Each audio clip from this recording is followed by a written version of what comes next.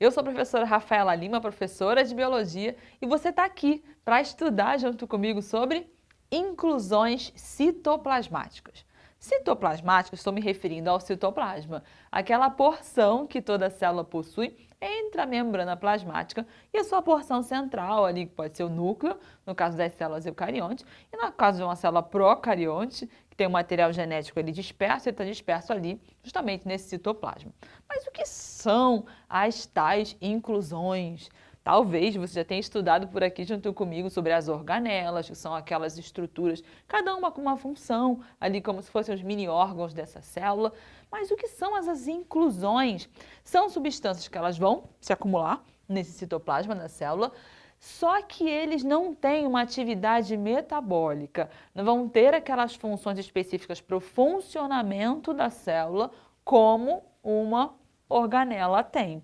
Então é como se ele estivesse ali e ele está, muitas vezes, como uma estrutura de armazenamento, ele está em si, sem provocar muitas reações ou regular todo o funcionamento dessa célula. Essas são, então, as inclusões citoplasmáticas. Todas as células têm? Não. Então, por isso que eu trouxe para você aqui uma diversidade de exemplos para você ver que podem ser coisas diferentes em células específicas. Então, não é algo padrão, não. Toda célula tem uma inclusão citoplasmática. Não. A gente vai ver essa diversidade aí de acordo com espécies, com seres, entendido? Então, vamos começar a ver que possibilidades de inclusões são essas substâncias acumuladas? Começo trazendo para você um exemplo do nosso corpo, que todos nós temos. Está aqui, glóbulo vermelho ou hemácia. A célula aí que dá cor ao nosso sangue, uma célula anucleada, ou seja, ela perdeu aí o seu núcleo, tem mais espaço para transportar oxigênio, mas ela tem na sua estrutura, então aí no seu interior, um pigmento que é a hemoglobina. A hemoglobina ela tem aí uma estrutura proteica, que a gente está vendo aqui as suas cadeias, tem na sua estrutura também um mineral que é o ferro, essencial para que ocorra realmente esse transporte. Esse pigmento, ele está incluído no citoplasma do glóbulo vermelho. Ele é uma inclusão nesse citoplasma, então a gente coloca ele na categoria de inclusão citoplasmática. Importante pra caramba! Se isso aqui está com baixa de hemoglobina, você começa a se sentir super cansado, um mal-estar, porque não há um bom transporte de oxigênio. Entendido? Então ele está ali dentro do citoplasma dos glóbulos vermelhos. É uma inclusão citoplasmática. Viu aí? Que prático, né? Que cotidiano. Outro também super aí no nosso cotidiano, às vezes mais do que a gente gostaria, são as gordurinhas, os lipídios. Lipídios esses que vão ficar aí armazenados no nosso corpo, nos adipócitos. Olha como é essa célula, a estrutura de um adipócito. Tem aqui a parte do seu núcleo, suas organelas, mas boa parte do seu citoplasma, ela tem uma reservinha de gordura. É uma inclusão no citoplasma desse tipo de célula. O adipócito, então, ele faz parte do grupo dos tecidos conjuntivos e a gente vai ter essa distribuição no nosso corpo variando de genética familiar entre homens e mulheres. Então, nas mulheres tende um acúmulo maior desse tecido adiposo. Nessa porção dos seios, os seios, boa parte deles são tecido adiposo. Barriga, colote, nádega. Alguns homens vai ter uma concentração maior na barriga. Por isso que eu falei que muitas vezes tem mais do que a gente gostaria, né? Às vezes a gente queria ter um pouquinho menos aí de tecido adiposo e com aí a sua inclusão citoplasmática, essa gordura aí que a gente está bem querendo se livrar muitas vezes, né? Então, um exemplo prático e aí comum a nós, inclusão citoplasmática. Outro, e esse aqui a gente super quer, esse aqui a gente nem sempre quer, mas esse aqui a gente super quer e precisa, são essas inclusões no citoplasma nos nossos hepatócitos, que são células do fígado, e também nas lindíssimas células musculares, alongadas, multinucleadas, lindíssimas. Do que a gente está falando? A gente está falando de armazenamento de grânulos de glicogênio. O glicogênio é um polissacarídeo composto aí por uma grande quantidade de glicose. E ele é a nossa reserva energética. Então você comeu, tomou seu café da manhã, seu almoço, sua janta, você tem uma alta liberação de glicose. A gente vai ter a ação da insulina, que é um hormônio proteico, que vai então promover a entrada dessa insulina, da entrada dessa glicose nas suas células, para fornecer energia para elas. E a sobra? E a sobra, ele vai então promover esse armazenamento. E essa glicose, então, ela passa por uma sequência de reações onde ela se forma um blocão de glicose, chamado de glicogênio. E o excesso dessa reserva, olha, tem muita glicose aqui. Essa glicose ela é convertida em gordura.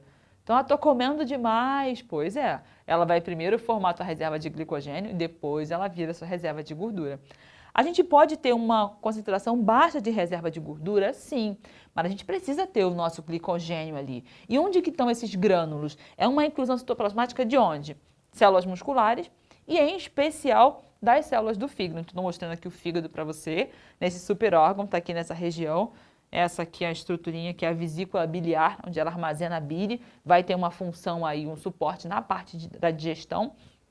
E que é a visão mais frontal aí desses hepatócitos, dessas células. Então é no interior dessas células que vai rolar aí o armazenamento desse grânulo de glicogênio. E nas células musculares também. Então é muito importante, muito importante. Você dormiu por muito tempo, tá ali, passou a noite, acordou um pouco mais tarde, você não se alimentou. Não se alimentou, mas tudo bem. As suas reservas vão sendo quebradas e vão sendo utilizadas ali, um jejum mais prolongado. Vou quebrando essas reservas e fico bem, fico equilibrado. Entendeu?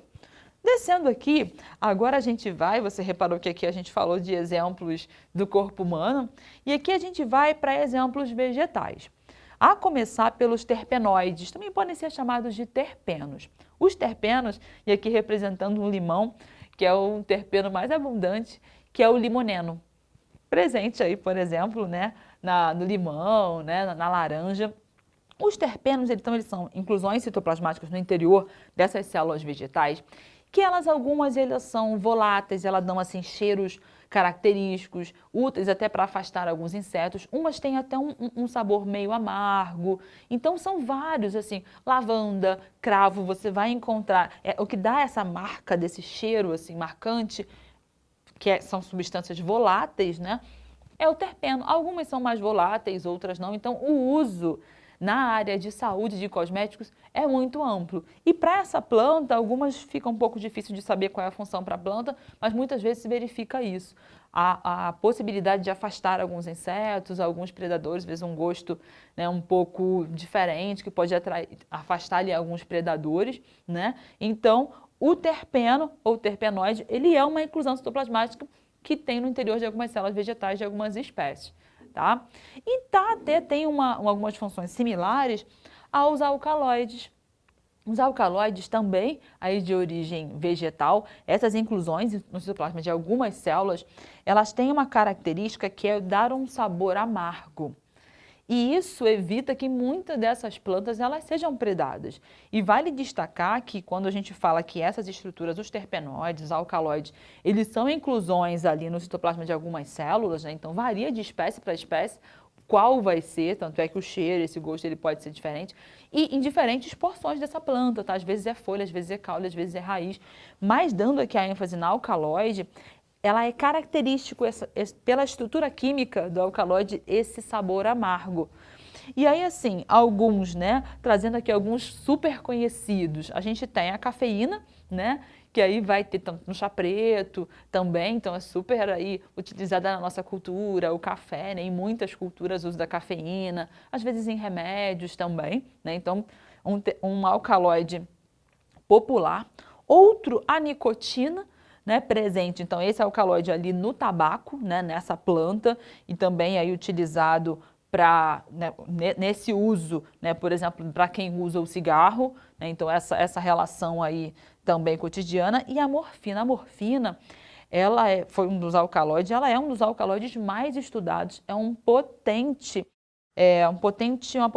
substância no combate à dor, né, então assim, às vezes pessoas em casos de dores intensas, elas são tratadas com morfina sempre com muito cuidado, e ela é retirada de uma planta, da papoula, e isso são os estudos, e o uso da morfina é muito antigo. Então, uma inclusão citoplasmática presente aí em algumas espécies. Então, repare outros exemplos para você. Poderia trazer vários, porque são diferentes de acordo com as diferentes espécies, né? E aí, para fechar, eu trago um outro exemplo para você bem bacana, que a gente usa bastante também das plantas, que são as inclusões na forma de amido, grânulos de amido. O amido é a reserva de carboidrato das plantas. Eu não falei para você que aqui em cima que o glicogênio são as nossas reservas, reservas dos animais, até dos fungos, também as reservas de energia. E as plantas, como que elas reservam essa energia? Na forma de amido. Então, lá no citoplasma dessa célula vão ter ali essas inclusões onde ela vai armazenar. Às vezes é um caule mais gordinho, às vezes é uma raiz, então um caule tipo uma batata, assim, né? Que o esquema da batata, olhando as células dessa batata, a gente vê então algumas estruturas onde estão esses grânulos guardados ali nesse citoplasma. Então um caulezinho, tipo a batata, né? Às vezes vai ser uma raiz, né? Como um aipim, armazenando ali aquele amido, é a reserva das plantas. E a gente usa, claro, acho que a gente gosta ali para comer, super estão aí na nossa dieta, né? Aqui o exemplo do trigo. Então, assim, farinha de trigo e tudo que a gente usa com farinha de trigo, estamos super usando. E você repare que é diferente. Você fala, mas não é um padrão, não. A forma que essa inclusão citoplasmática ela vai estar dentro daquele citoplasma, ela é diferente. E dá para fazer até como um marcador de diferenciar. Não, essa é uma planta e essa é outra. Mas ela está reservando ali o amido, que é importante para as plantas, reserva delas, e a gente acaba usando também aí para a nossa nutrição. Entendido? Então você entendeu, eu pude te apresentar o que são as inclusões citoplasmáticas e trouxe aí os principais exemplos delas que a gente vai encontrar no nosso corpo, nos animais e nas plantas, ok? Então você faz um registro, tira uma foto, revê com cuidado, registra, faz seu resumo. Foi um prazer ter você por aqui. Até a próxima. Tchauzinho!